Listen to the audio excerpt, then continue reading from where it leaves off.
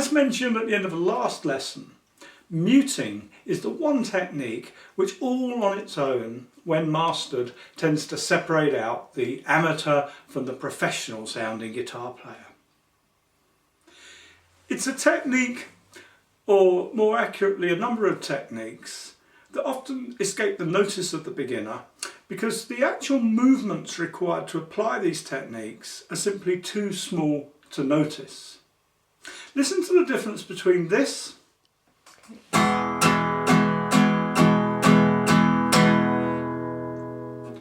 and this.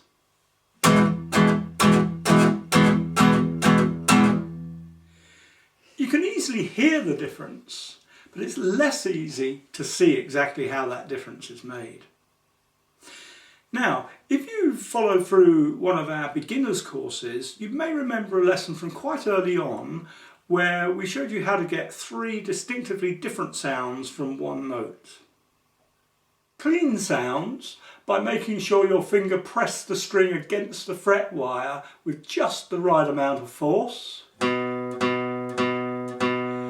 Buzzy sounds by relaxing the pressure on the string just enough to allow the string to rattle against the fretwire. And dead sounds which you create by relaxing the pressure a little more so that the string comes right off the fretwire but remains in firm contact with the finger. So that's clean, buzzy and dead.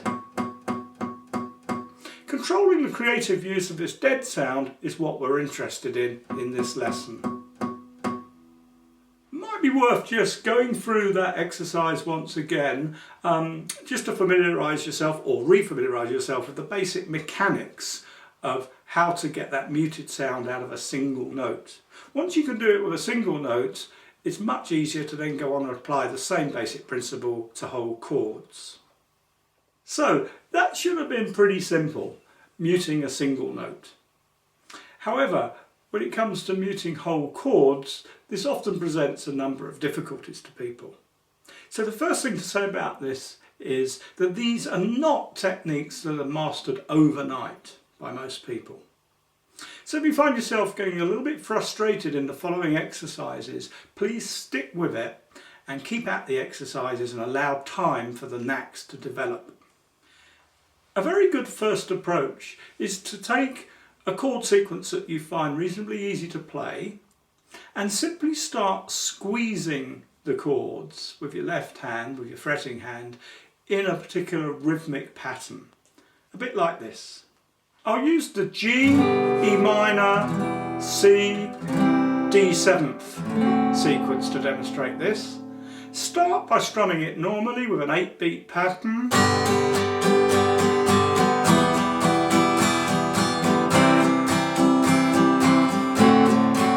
Just start squeezing out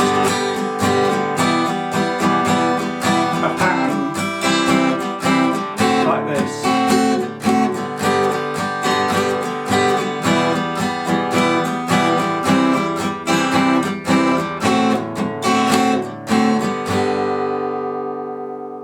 Now this is something of a trick that I'm trying to play on you here, because it's not actually the squeezing that you do that has the desired effect.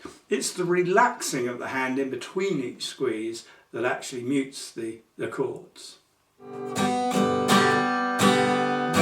So if you're not getting much of a result, keep doing the squeezing drill, but overall allow your fretting hand to loosen up so that in between the squeezes it lets the strings come off the frets.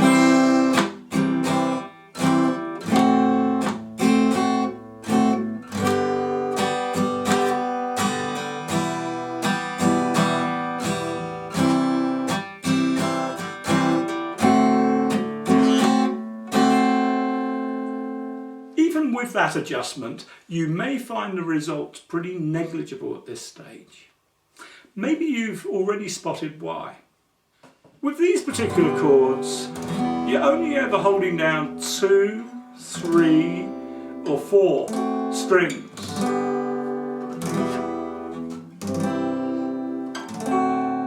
never all 6 strings. So while your squeezing and relaxation action affects the strings you are in touch with, there are always open strings that just keep ringing. So on the G, for example, the 6th string, the 5th string and the top string I'm in control of. But these 3 are ringing away, and that rather negates the effect of the squeezing and relaxing action. Well, I'm going to show you a couple of tricks that we use to solve that problem.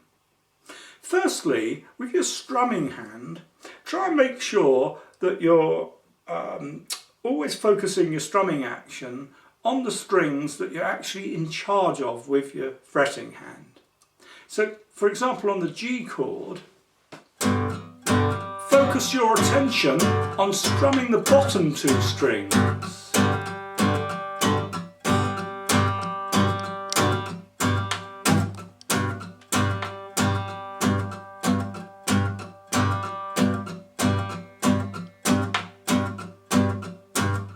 The minor chord, home in on the 5th and 4th strings.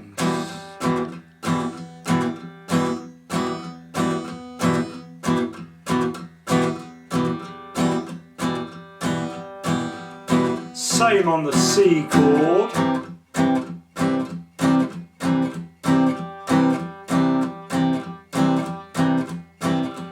Then on the D7th, find the top 3 strings.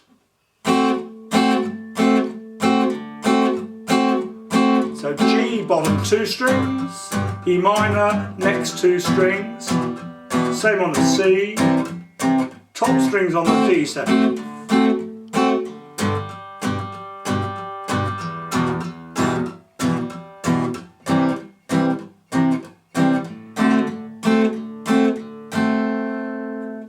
That gives you a tidier result, doesn't it? But on the downside, it rather reduces your chords down to just the 1 or 2 strings that you can take control of like that. So to improve on this, there are actually a set of techniques that we use to mute out all 6 strings. Now, this is a bit more difficult, largely because the specific set of techniques we use varies with each chord shape that we're playing. Let's look at a few examples. On the G chord, I use what I call the wraparound technique. It sounds like this.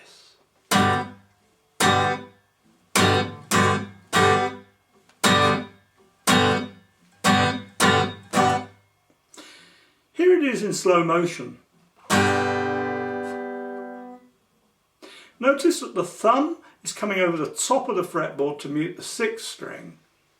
The fingers are just collapsing across the strings to take care of muting the remaining 4 or 5 strings.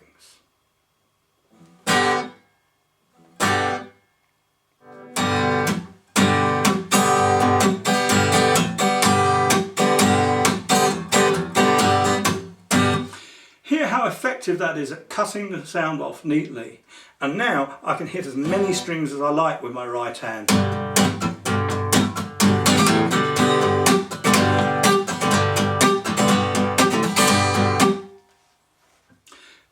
Two tips to help you develop this technique. Firstly, make sure your fretting hand is nice and relaxed and that the fingers relax softly across the strings, like this. Not like this. For obvious reasons. Secondly, practice achieving this effect with as little movement as possible. You want to try to aim to achieve nice fine control over this technique. Not like this.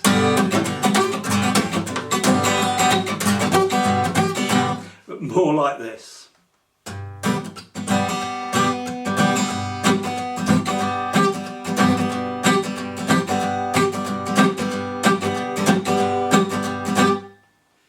You'll find you can use this wraparound technique with C and F as well as with G. So practicing the sequence G, F, C is quite a good way to get on top of this particular technique.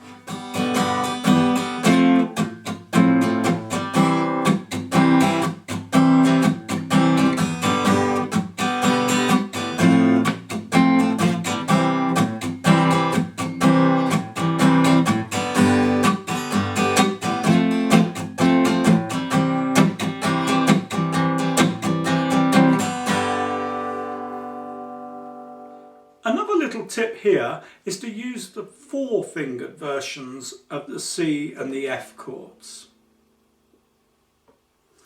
This gives you direct control over an extra string, making the muting job just a bit easier. Instead of just using the 3 fingers, the normal C shape, put your pinky on the 5th string and bring your 3rd finger onto the 3rd fret on the 6th string. And you've got all 4 fingers on there, and that's a little bit easier because this finger's already in control of the 6th string. Same with the F chord. Instead of those 3 fingers being involved, again put your pinky here, this time on the 4th string, and your 3rd finger on the 5th string.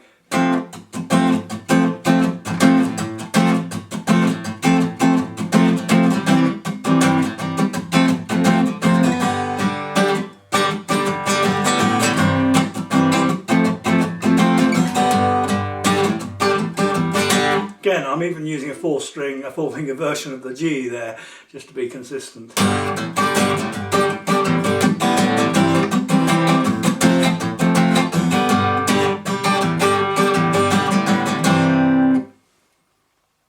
When it comes to the E minor chord, the wraparound technique can be used.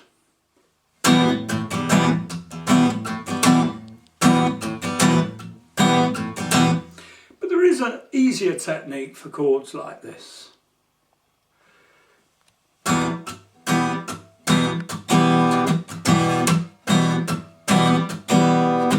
Notice that really all I'm doing is keeping the chord exactly as it is and just adding these 2 fingers, the 3rd and 4th finger, as dampers.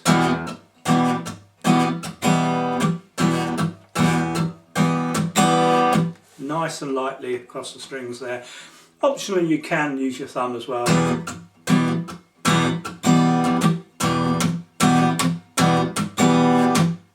Depends a little on the size of your hand. With the D chord, I use a variation of this technique.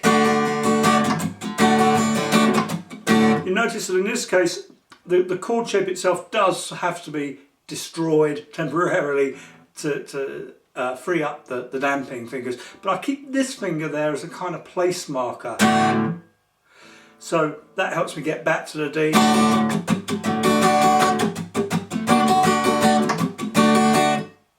So whereas with E minor you can literally keep those 2 down all the time,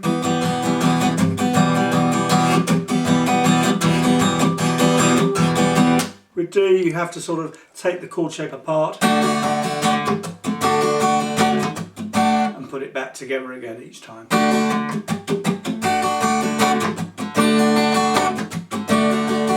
Slightly awkward chord D to mute.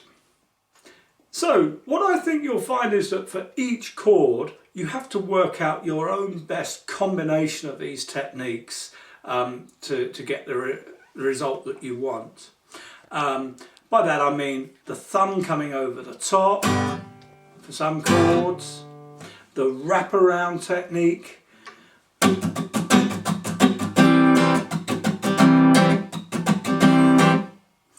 and using the spare fingers to mute as sort of dampers, that technique.